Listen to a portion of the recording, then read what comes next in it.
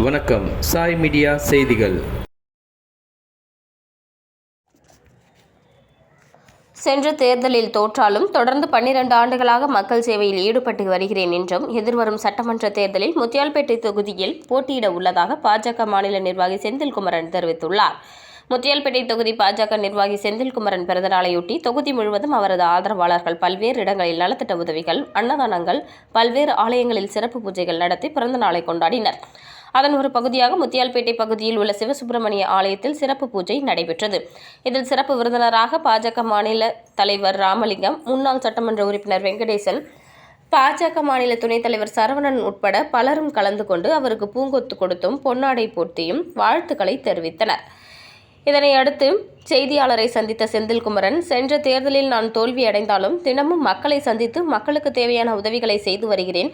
கடந்த 4 ஆண்டுகளாக ஓடி ஒளிந்து கொண்டு தற்போது தேர்தல் வரும் நேரத்தில் மக்களை சந்திக்கவில்லை. தொடர்ந்து 12 ஆண்டுகளாக மக்களை சந்தித்து அவர்களுக்கு தேவையான கோரிக்கைகளை என்னால் முடிந்தவரை நிறைவேற்றி வருகிறேன் என்றார். தொடர்ந்து எதிர்வரும் சட்டமன்ற தேர்தலில் நிச்சயமாக முத்தியால்பேட்டை தொகுதியில் போட்டியிடுவதாகவும் கூறியுள்ளார். 1000 பேருடன் அமர்ந்து 1 நிமிடம் தவமிருந்து அமைதியை வலியுறுத்திய பிரபல நடிகை நமிதா. டெல்லி கார் குண்டுவெடிப்பு சம்பவம் அரசு உரிய நடவடிக்கை எடுக்கும் என நமிதா நம்பிக்கை. உயிரிழந்தவர்களின் குடும்பத்தாருக்கு ஆழ்ந்த இரங்கலை தெரிவிப்பதாக நமிதா பேட்டி. கல்வி வழியே நீடித்த அமைதியை நிலைநிறுத்தலாம் என்ற கோட்பாட்டை முன்வைத்து யுனிவர்சல் பீஸ் ஃபவுண்டேஷன் சார்பில் திருமூர்த்தி மலை உலக சமாதான அறக்கட்டளை நிறுவனர் குருமகான் தலைமையில் தனிநபர் அமைதி உலக அமைதி என்ற தலைப்பில் உலகளாவிய அமைதி தின விழா புதுச்சேரி தனியார் திருமண மண்டபத்தில் நடைபெற்றது. இந்த நிகழ்வில் மனிதநேயம், கருணை, சகோதரத்துவம் மற்றும் உலக ஒருமைப்பாட்டை வலியுறுத்தும் ஒரு முக்கியமான முயற்சியாக இந்த நிகழ்ச்சி நடைபெற்றது. இதில் சிறப்பு விருந்தினராக பிரபல தமிழ் சினிமா நடிகை நமிதா பங்கேற்று தியானத்தில் ஈடுபட்டு உலக அமைதியை வலியுறுத்தினார். விழாவில் 1000க்கும் மேற்பட்ட உணர்வாளர்கள் ஒன்று சேர்ந்து அமைதி, அன்பு, ஒற்றுமை, ஞானம் ஆகிய உயர்ந்த மனித மதிப்புகளை 11:11 மணி அளவில் 1 நிமிடம் அமைதி காத்து கொண்டாடினர். உலக அமைதிக்காக இணைந்து செயல்படுவோம், மனித குலத்தில் அன்பும் ஒற்றுமையும் பரவட்டும் என்ற வகையில் இந்த விழா நடைபெற்றது.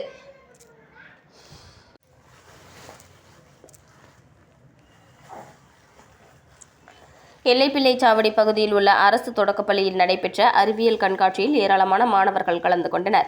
புதுச்சேரி ரெட்டியார்பாளையம் எல்லைப்பிள்ளைச்சாவடி பகுதியில் உள்ள அரசு தொடக்கப்பள்ளியில் அறிவியல் கண்காட்சி நடைபெற்றது. பொறுப்பு ஆசிரியர் அறிவியல் கண்காட்சியை ரிப்பன் வெட்டி திறந்து வைத்தார். மேலும் இக்கண்காட்சியில் பெற்றோர்கள், ஆசிரியர்கள் உதவியுடன் மாணவ மாணவிகள் பல்வேறு வகையில் தொகுப்புகள் செய்து காட்சிப்படுத்தியிருந்தனர். மேலும் நிகழ்ச்சிக்கான ஏற்பாடுகளை தலைமை ஆசிரியை மற்றும் பள்ளி ஆசிரியர்கள் செய்திருந்தனர். மாணவர்கள் அனைவருக்கும் இனிப்புகள் வழங்கப்பட்டது.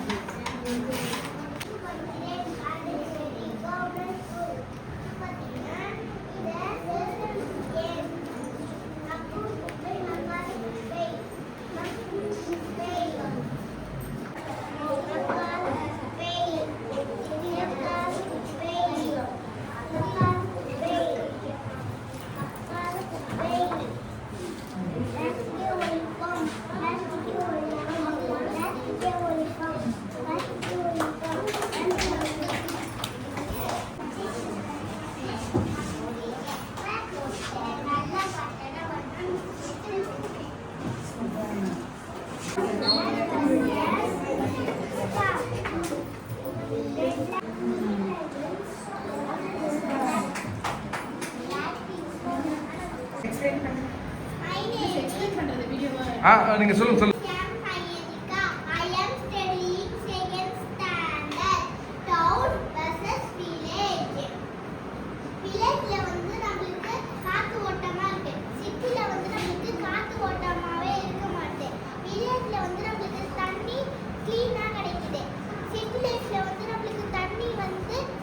அழுக்கா கிடைக்குது.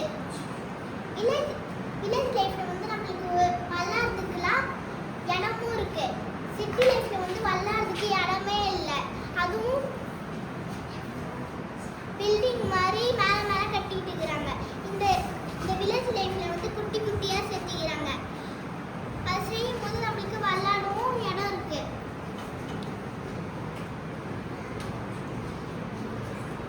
வில்லேஜ் லைஃப்ல வந்து நம்மளுக்கு சந்தோஷமா இருக்கும் வாழ்க்கை கிடைக்குது. சிட்டி லைஃப்ல வந்து நம்மளுக்கு நல்லா வாழறதுக்கு இடம் தான் இருக்கு. ஆனா இது வந்து அடுக்கி நொறுக்கி அது மாதிரிலாம் இருக்கு. வில்லேஜ் லைஃப்ல வந்து நம்மளுக்கு ஃப்ரீயா இருக்கு, வாழ முடியுது. நன்றி. என் பெயர் ஆதர்ஷினி. நான் 2ஆம் வகுப்பு படிக்கிறேன். நான் இப்போது வாட்டர் சைக்கிள் பற்றி சொல்ல போகிறேன். ஒரு கடல் இருந்துச்சு. அது சூரிய ஒளியை பட்டு அது ஆவியா மாறி மேகமா மாறிச்சான். அந்த மேகம் புது புதுராய் மழை பெஞ்சி அது கடலுக்கு வந்துதான். திரும்பியும் சூரிய ஒளி பட்டு ஆவியா வந்து மேகமா மாறி மழையா பெஞ்சுதான். நன்றி. சூப்பர்.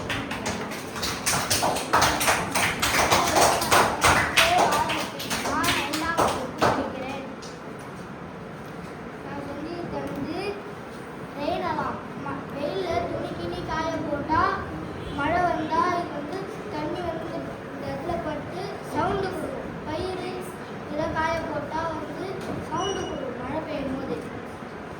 அதை வச்சு நம்ம தெரிஞ்சுக்கலாம்.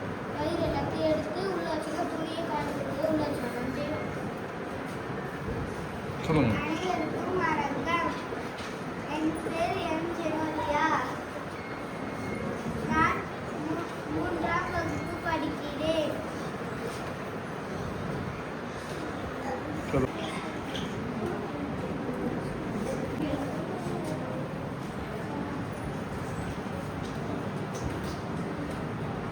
ஓகே விடு.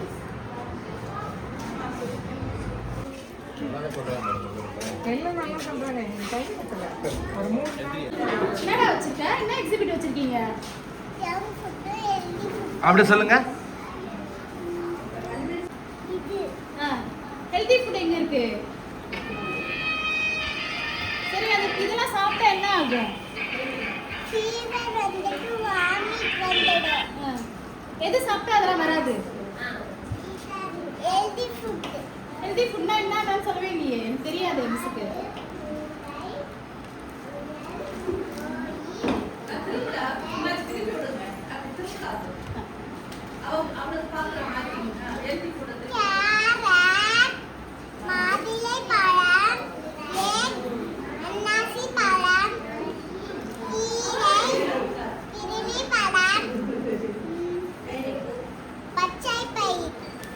அது மட்டும்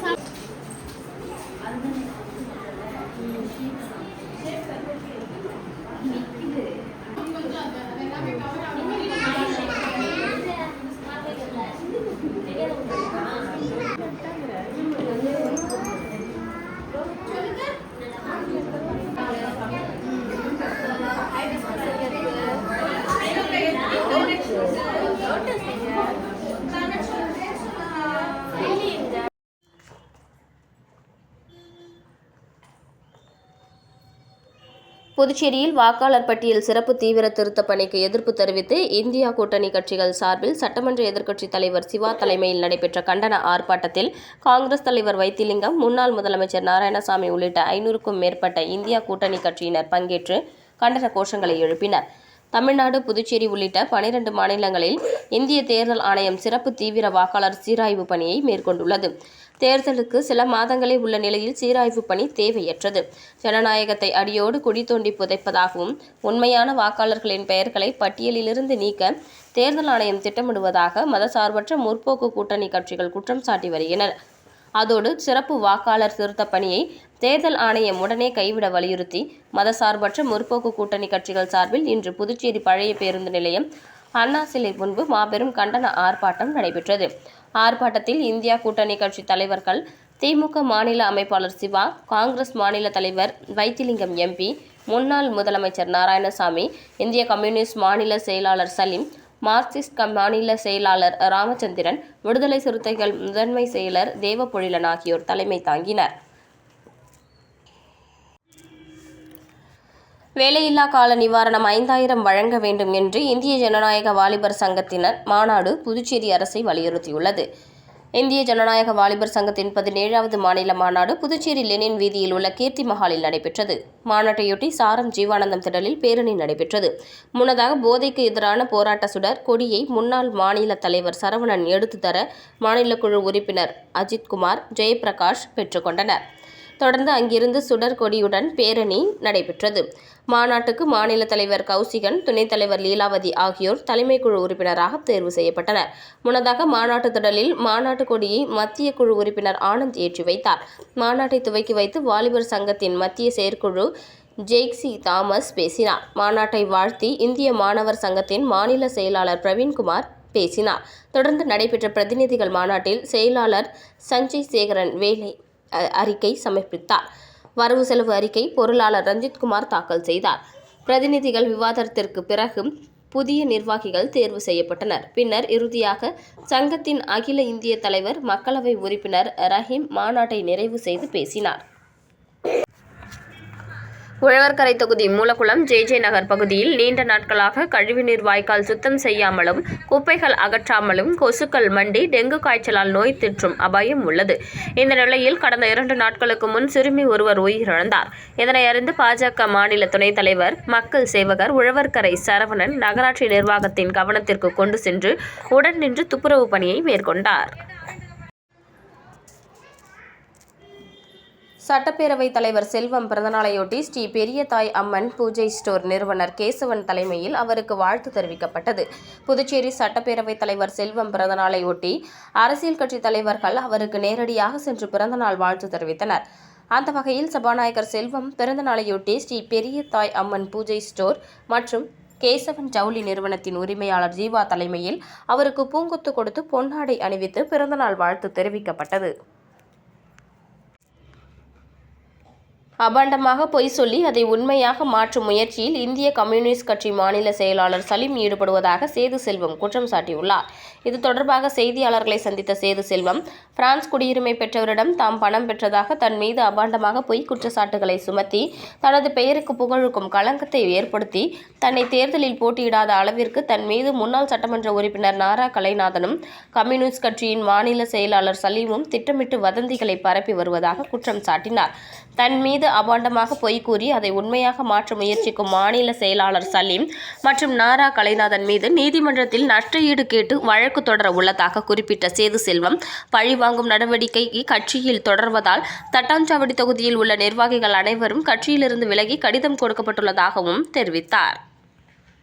இத்துடன் செய்திகள் முடிவடைந்தன. நன்றி, வணக்கம்.